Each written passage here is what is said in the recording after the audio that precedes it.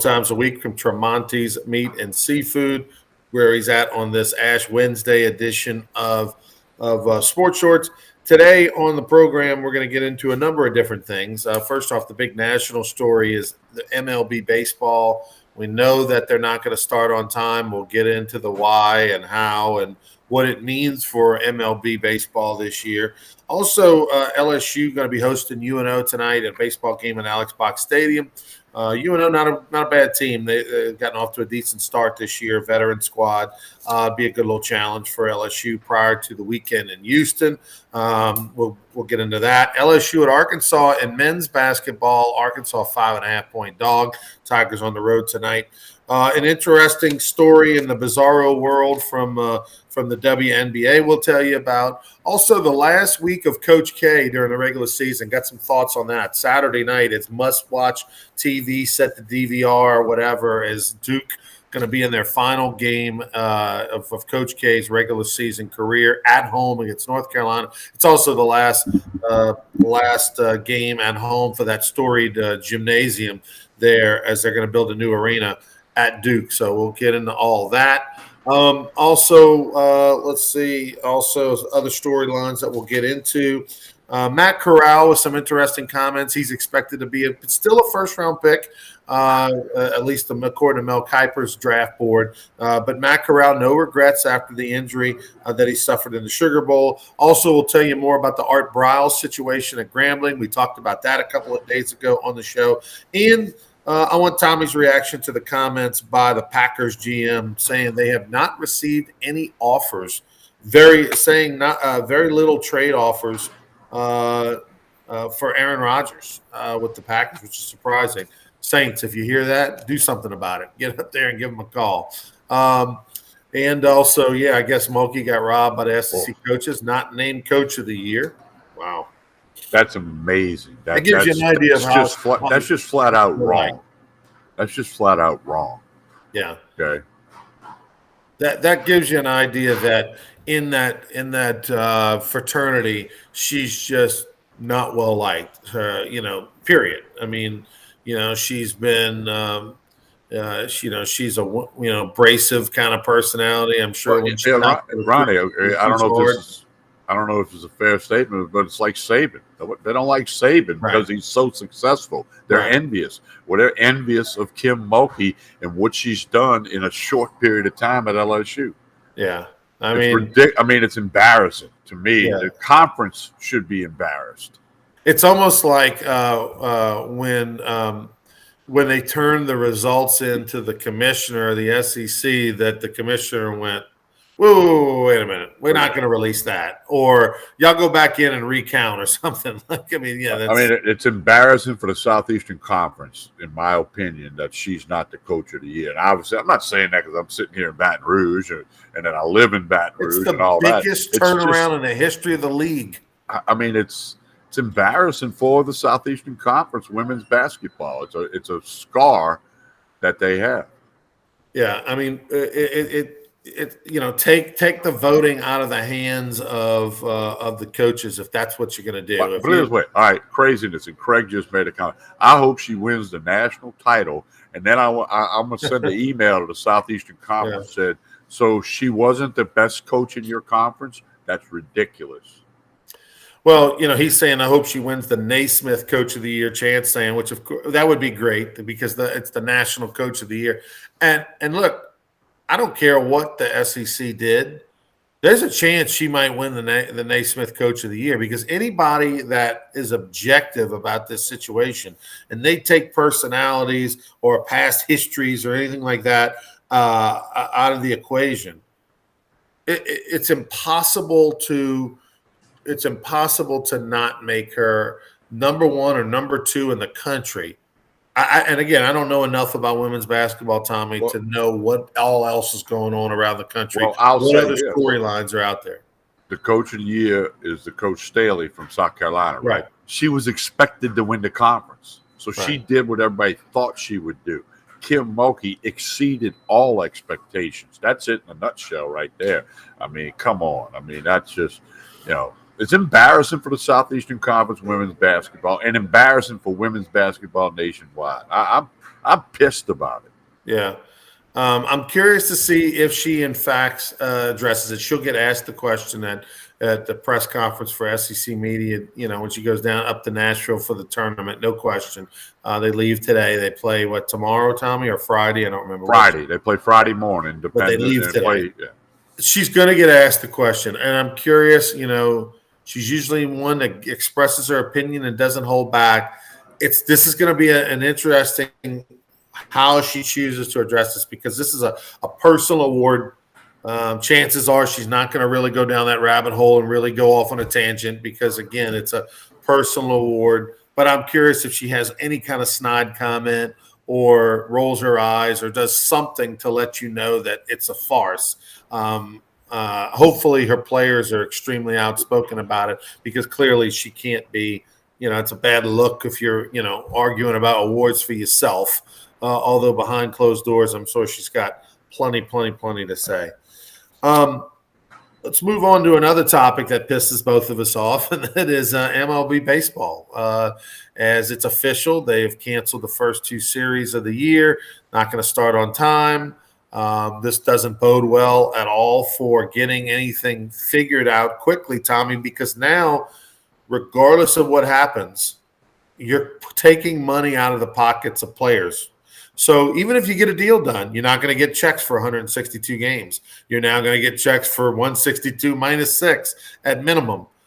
So now you've put more issues to me, on the table than you ever had before, because now, okay, let's work on our deal. And then there's going to be, once they get a deal done, Tommy, now they're going to, the players union is going to say, well, wait a minute, what about those games you canceled? We want to get paid for those. And then the owners are going to say, wait, we can't. We're not getting revenue for those. So they're just making this thing harder, it seems. It's very unfortunate that they couldn't get a deal done.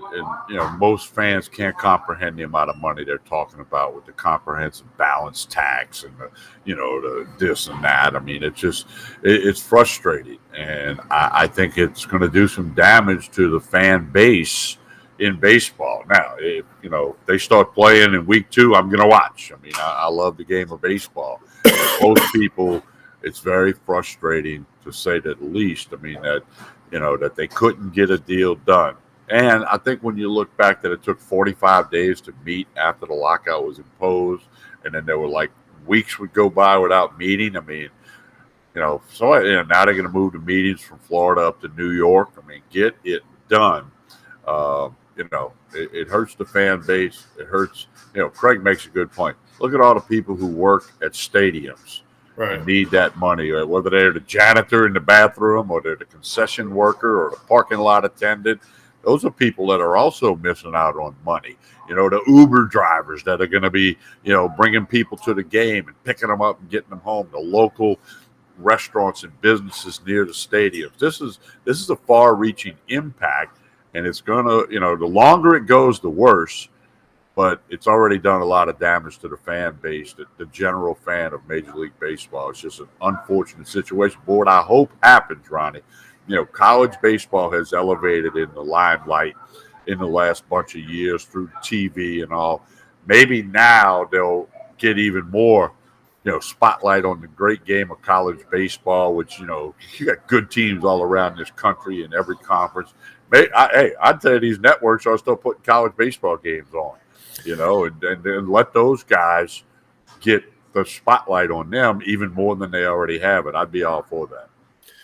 The thing about college baseball that we like, here we are. It's today's the second day of March.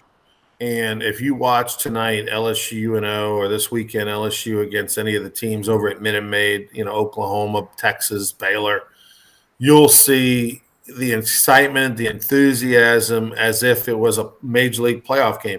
How many times do we see Major League Baseball when they get down to that last few weeks of the season when they're battling to get into the playoffs or then when they get into the playoffs, that's when you see the enthusiasm and actually the coaches coaching alike, they'll start calling pitches when they normally don't call pitches. They'll start calling pitch outs. They'll start, giving signals all the time, which is what they do obviously in college. They'll do that when it gets down to the big games and there's a lot on the line.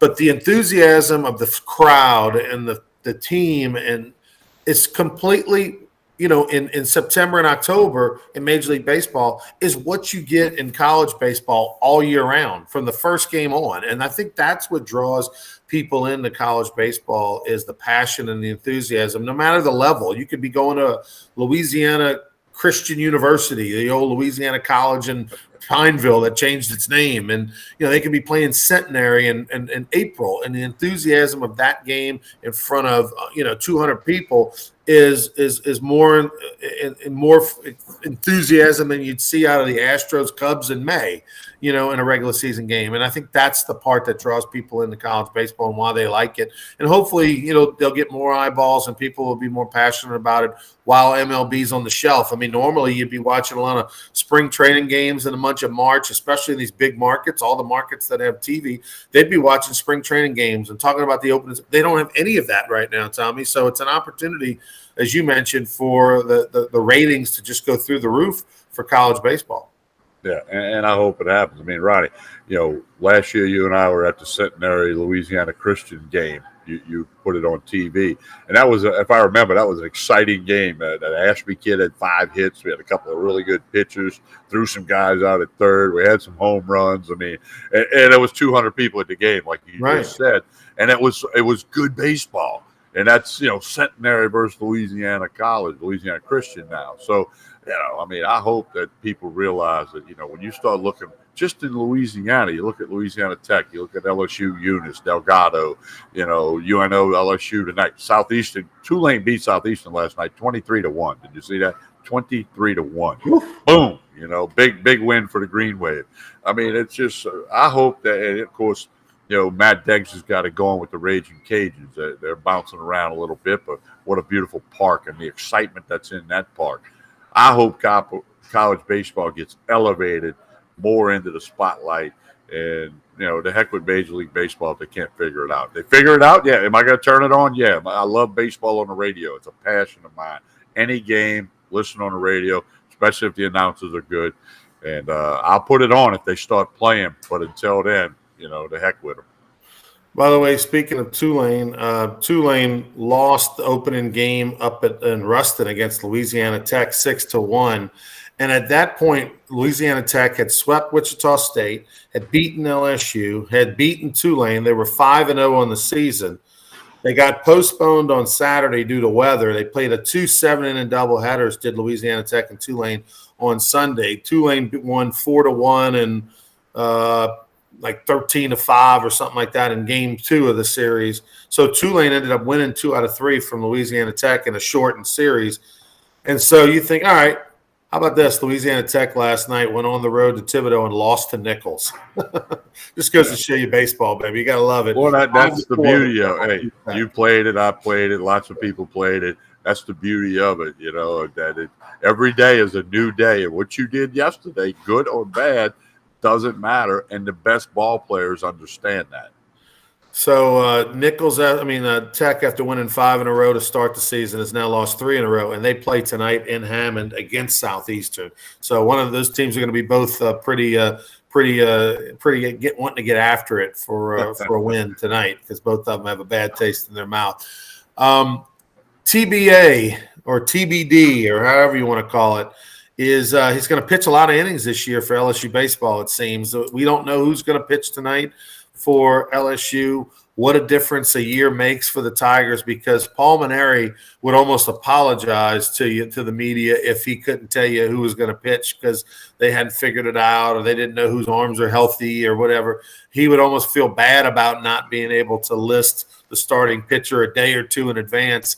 That's not the case for Jay Johnson. He's going to hurt a lot of feelings this year and going to make us guess a lot, because Jay Johnson's already pitching to be determined, here we are again with TBD. Don't know who's going to get the ball first tonight. Yeah, TBA must be a really good pitcher because they sure talk about him a lot. But, I don't know if it's that they don't know and maybe they do know but don't want to say. I mean, come on. I mean, this is 2022. But, and maybe they really don't know. Maybe they need a couple of guys to, tell them how their arm feels. I don't know. I mean, but that's the way it's going to be. I mean, we're a short snapshot of the full schedule, but Jay Johnson and his staff, they keep things close to the vest about lots of things, and this is no exception here. I'm headed to the box tonight. I'm going to be there, and I'll know who's pitching, I guess, when I go sit in my seat. We say a lot of times, people ask you and I all the time, what do you think of the new hire, the new LSU baseball hire? What do you think? What do you think? And the common answer, right, that a lot of people give is Jay is much like a mini Nick Saban, except just a little bit of a nicer personality. He doesn't have any kids. He's 45 years old. He's laser focused. He lives 7 minutes from the ballpark. He's just grinding on baseball 24/7 and doesn't really have any hobbies or anything like that. His best friend's the hitting coach. I mean, it's just what he does. It's a typical Nick Saban type deal, right? Not give you any more information than you have to give. And whatever you're legally obligated to do. And it seems like that's Jay. And this has been a conversation that a lot of people have had over the years about announcing starting pitchers, whether it be Major League Baseball or whether it be college. I know in MLB they might have some issues with gambling in the league, and they make you kind of announce something. But why would you? It's kind of like going back to injuries. I know as fans and bettors and things like that, we want to know, is that quarterback going to play or not? Is he healthy or not? But why would you tell? I mean, there's no gentleman's agreement type of thing. And unless you're in the NFL, right, you're obligated to reveal certain injuries and things like that. You'll get fined if you don't, if you're as a team. And the Saints have gotten fined in the past.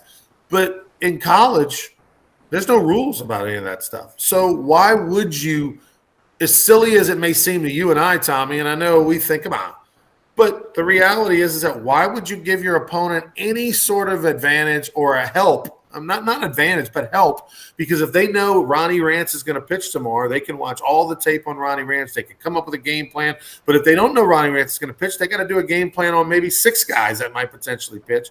And so I think it's smart to do it this way and to not tell you anything and not tell you if Cade Belosa is out for the year and not tell you much about, injuries and stuff like that.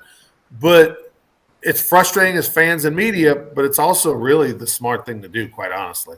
Well, Jay Johnson is really big on the righty-lefty, lefty-righty thing, both at the plate and on the mound, both directions. So maybe other teams start not telling him. Because I think you almost would want to know if it's righty or lefty, okay? If it's a lefty, you get a left-handed BP guy before the game. All those things that happen. Right. So, but if you don't know, when do you fill out the lineup card? Because there's no – in Major League Baseball, they got to post the lineup like 90 minutes before first pitch. You got to post the lineup. That's a rule. There's no such rule in college. Right. I mean, they don't have to do anything until they walk to the plate. Right. When they walk to the plate, that's when you give the lineup to the umpire. Right. You don't, so, I mean, you just got to see – I don't know if this will keep going or we'll just have to let this evolve. Yeah, I mean, look, obviously in the press release that got put out by LSU, UNO didn't release a starting pitcher either. And so I think what's going to happen is that we're going to see that, right? If you're not going to tell me, I'm not going to tell you, kind of thing. So you almost have to have 2 lineup cards, ready to go. You have to have a lefty and a righty, and then 20, 30 minutes before game time, you see who's starting to throw with the catcher. See left-handed or right-handed. I mean, and they're going to have to do the same against LSU. And there might be some bad blood. There's going to be some coaches that aren't going to like that, and they're not going to have the warm and fuzzies for Jay at LSU. But I mean, I guess so be it. What I'd like to find out, Ronnie, and Mike could figure this out. I wonder if whoever's throwing tonight already knows. You know what I'm saying? Like if coach goes, "Hey Ronnie, you got the bump Wednesday night against UNO. Don't tell anybody. We want to keep it hush hush for right now." Because as a pitcher, I always knew when I was going to throw. And I think that's a good thing. And when I coached travel ball, I always told, if I made up my mind that, so-and-so was going to pitch, I'm like, hey, you're going to pitch the 11 o'clock game today. You got the 3 o'clock game, whatever. I always thought it was better to know so you can start getting mentally ready. So I need to try to figure out if they know but just aren't saying, or if they truly like, hey, well, we're going to get Rance and Chrysan are going to warm up with, well, whoever feels the best, that's who's going to go. Yeah, I don't know. Ronnie, when you get the whole, whether you tell a guy he's going to pitch or not, I think a lot of it just depends on the human being, Tommy. I don't think it's, that's how you liked it, right? You wanted to know as a pitcher, but there's some guys that can psych themselves out, can overthink or get nervous or, this day and age, imagine a young freshman, or something like that being told he's going to pitch. He's going to text 85 people and his family and friends, and people are going to be asking for tickets, and people are going to be saying good luck tonight, and there's the added social media pressure and all. It's such a big deal, especially for a local kid. So I don't know, and some guys may tighten them up, as opposed to some guys finding out 2 hours before game time versus a day before game time. Well, this is the other thing that'll happen. Jay Johnson's big on the lefty righty lefty thing. So like we've seen in MLB, Kevin Cash for Tampa started the opener thing. And one of the reasons for the opener is to flip a lineup. You're going to go right then left or left then right.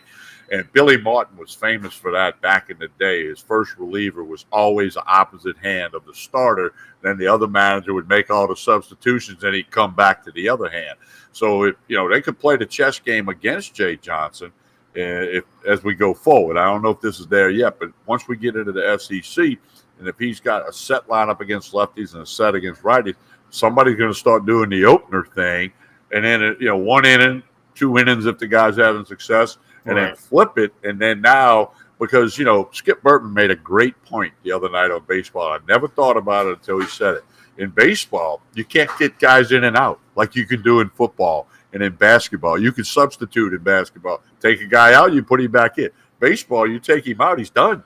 It's a different animal that you have to manage as a coach or a manager or whatever. So it's going to be interesting to see. We're going to keep an eye on it. And certainly you and I are going to keep an eye on it. When you look at LSU's lineup, though, there's, obviously Barry is a switch hitter.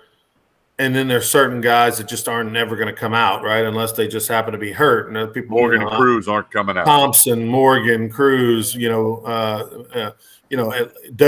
you would think Dugas, but, hitting 7th or 8th, maybe they think he's replaceable. But, so there's certain guys, and then both catchers are right-handed swingers.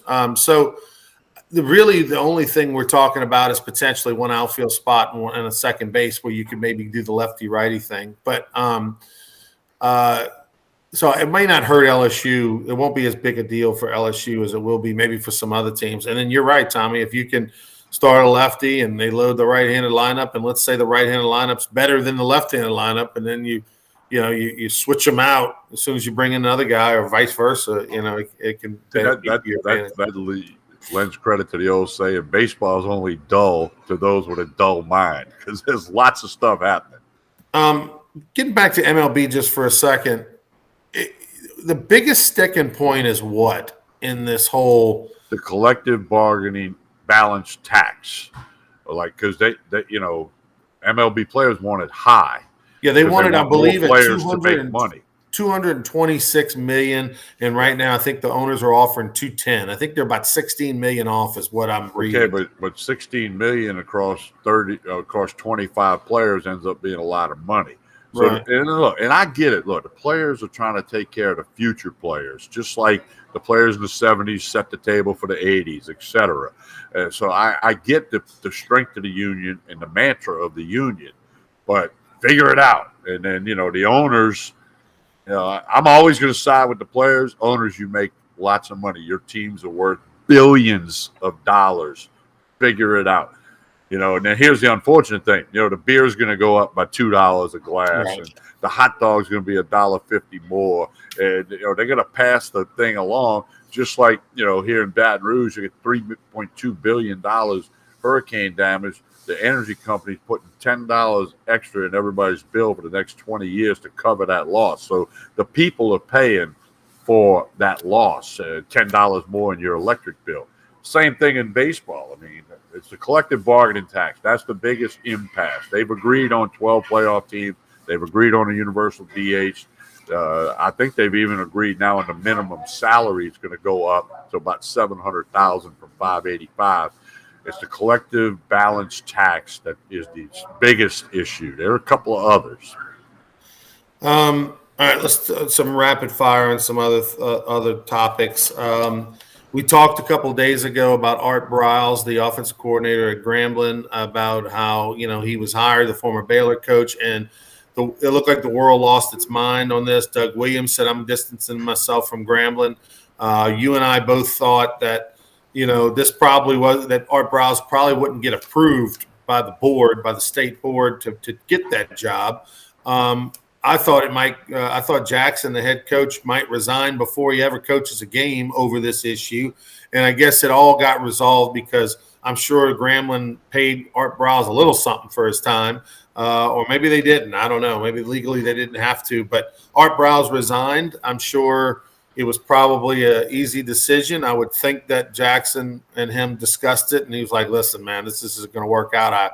I apologize for bringing you through all this." Maybe they gave him a little something, but Art Briles resigned, so I guess Doug Williams is going to be back in good graces with Grambling. What surprised me, Ryan, is I read a bunch of stuff after he resigned. And, he went with the Cleveland Browns. Hugh Jackson brought him there shortly after he got fired, and they had to get rid of it because it was distracting. There's another college, and I can't recall the name right now. There was another college like a couple of years after the Cleveland Browns that wanted to hire him, and the blowback was so bad he resigned within like hours of being named. So why didn't Grambling know all that?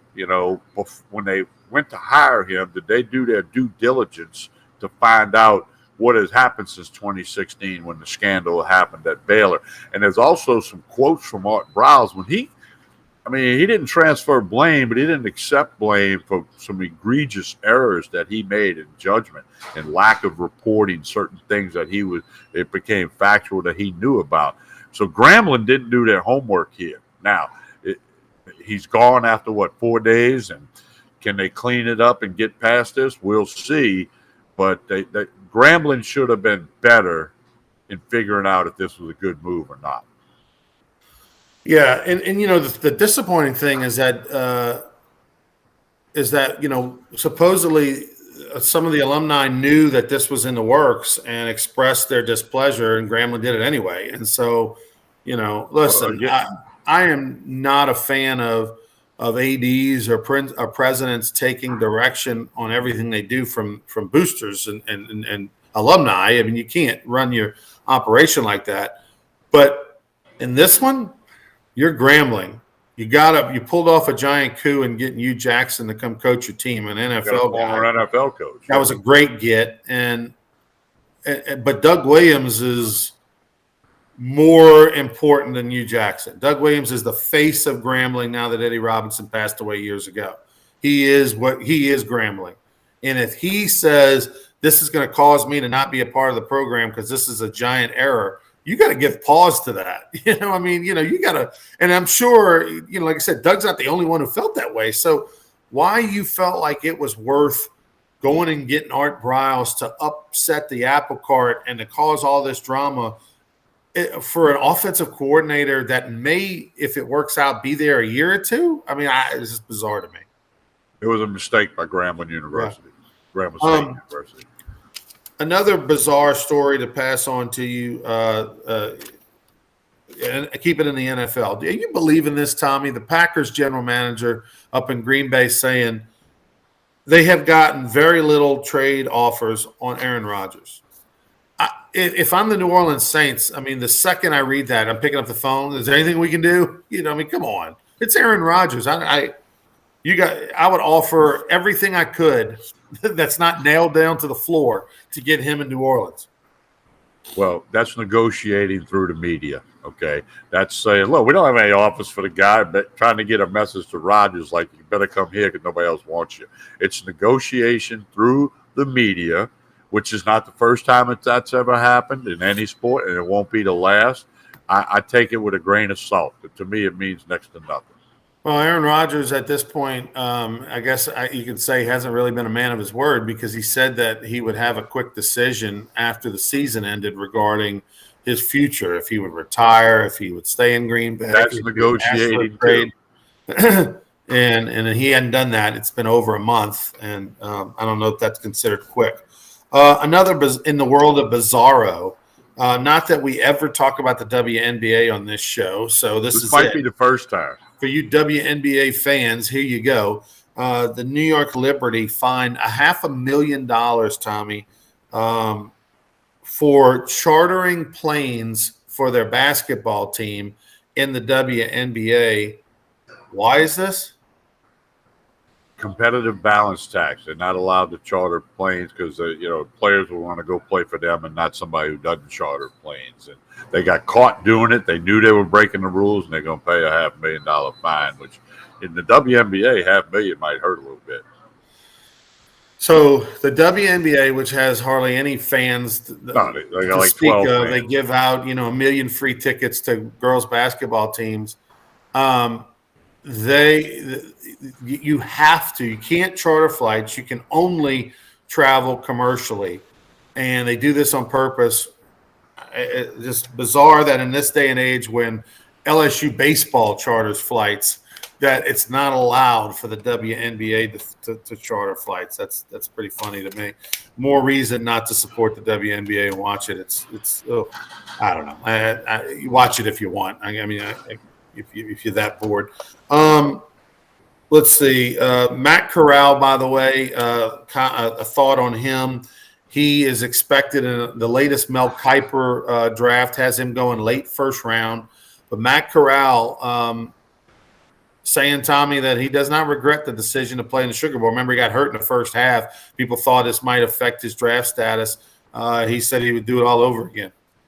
Well, I'm glad he played. I wish more players would line up with their teammates and play.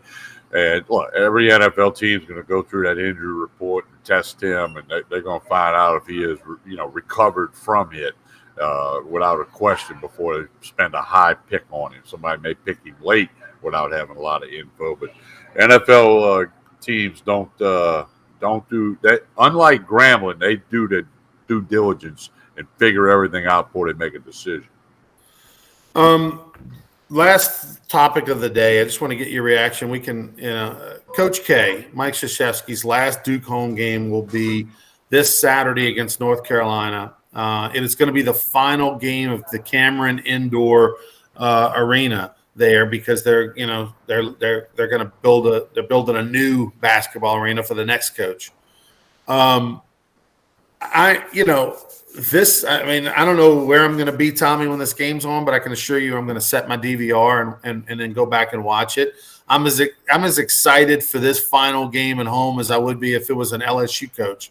Mike Krzyzewski, who's been a class act, who's represented the United States as a basketball coach for many, many Olympics, who is an assistant and a head coach, and a guy who's been the Skip Bertman of college basketball for 50 years or 40 years. This is a big deal. I don't know if we'll see coaches coach for 40, 50 years anymore. Yeah, well, and as Chance points out, it's like $5,000 a ticket. That's I had crazy. a good friend whose daughter played volleyball at Florida State, and he was at Cameron Indoor last year. It's a, it's a mecca. It's a shrine for college basketball. It's not a big gym. I remember him talking about how he walked in there and it was like, wow, I'm in Cameron Indoor, and kind of interesting, or I don't know what the word is, that the new coach won't play in Cameron Indoor. It's going to kind of like be boom, it'll be over. But it's a big thing. Basketball is big in the state of North Carolina. When Duke and North Carolina are 11 miles apart. Ronnie, that's like me going from Tremonti's Meat and Seafood over to the Walk-Ons in Bruley. It's like 11 miles apart. That's how close those two universities are, and then the basketball rivalry and all that good stuff. So, it's a major story in the world of college basketball and in the sports world.